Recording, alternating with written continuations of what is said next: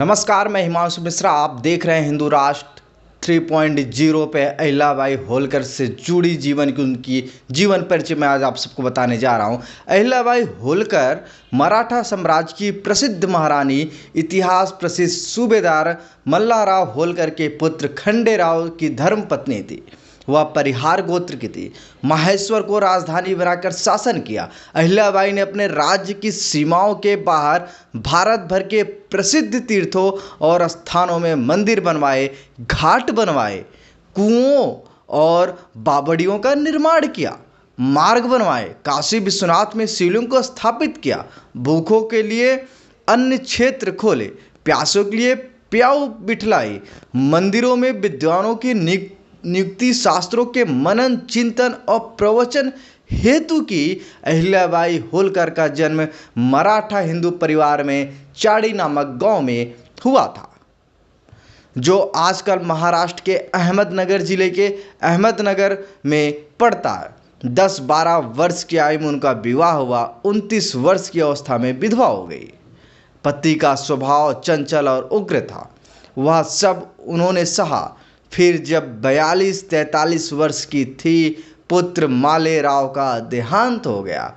जब अहिल्याबाई की आयु 62 वर्ष के लगभग थी तो दौहित्र नथु चल बसा और 4 वर्ष पीछे दामाद यशवंतराव फड़ से न रहा और उनकी पुत्री मुक्ताबाई सती हो गई। दूर के संबंधी तुकोजीराव के पुत्र मल्हारराव पर उनका स्नेह था। सोचती थी आगे चलकर यही शासन व्यवस्था, न्याय, प्रजा रंजन की डोर संभालेगा, पर वह अंत तक उन्हें दुख देता रहा। अहिल्याबाई होलकर ने अपने राज्य की सीमाओं के बाहर भारत भर के प्रसिद्ध तीर्थ स्थानों में मंदिर बनवाए, घाट बनवाए, कुआं बनवाए, बेड़ियां बनाई, सब कुछ किया।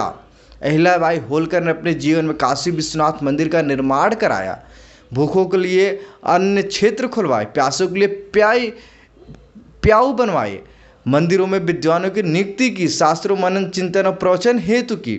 आत्म प्रतिष्ठा के झूठे मोह का त्याग करके सदा न्याय के प्रयत्न करती रही और मरते दम तक ये सब करती रही।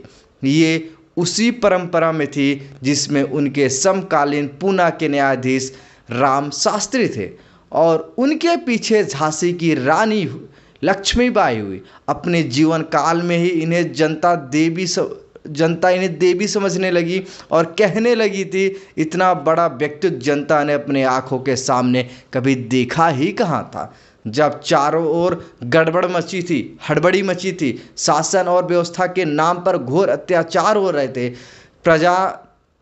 प्रजाजन, साधारण गृहस्थ, किसान, मजदूर अत्यंत हीन अवस्था में सिसक रहे थे, तो उनका एकमात्र सहारा धर्म, अंधविश्वासों, भय, त्रासों, रूढ़ियों की जकड़ में कसा जा रहा था। न्याय में न शक्ति रही थी, न विश्वास रहा था। ऐसे काल की उन विकट परिस्थितियों में अहिल्याबाई ने जो कुछ किया वो बहुत किया।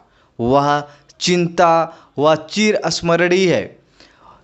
उनके मुख्य योगदानों में से 12 ज्योतिर्लिंगों में सोमनाथ मंदिर, जिनका जीर्णोद्धार महारानी अहिल्याबाई होलकर ने करवाया, साथ ही काशी में काशी विश्वनाथ मंदिर का जो शिवलिंग है वो उन्हीं की देन है। जो मंदिर है ये उन्हीं की ही देन है। इस प्रकार उन्होंने देश की प्रगति में एक योगदान दिया।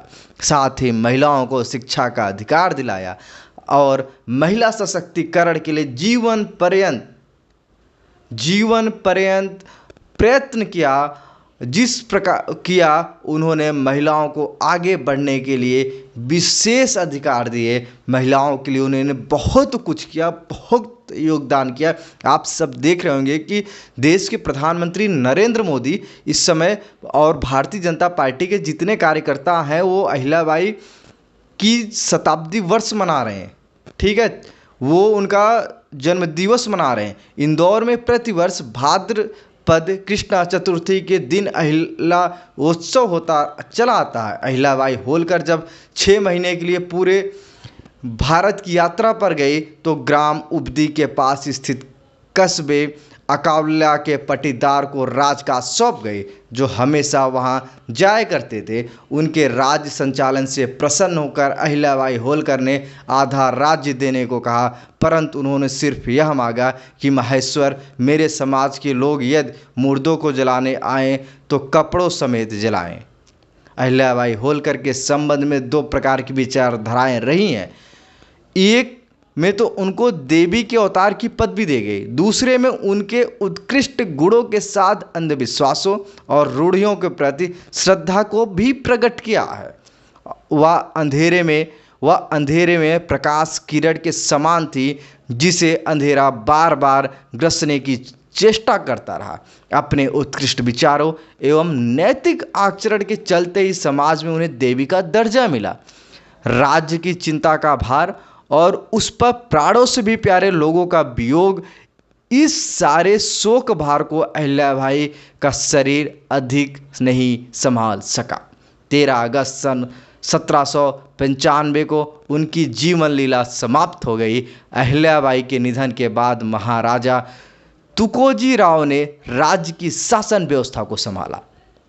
तुकोजी राव ने राज्य की शासन व्यवस्था को संभाला। इनके बारे में अलग अलग राज्यों की पाठ्य पुस्तक में अलग अलग अध्याय मौजूद हैं। चूँकि अहिल्याबाई होलकर को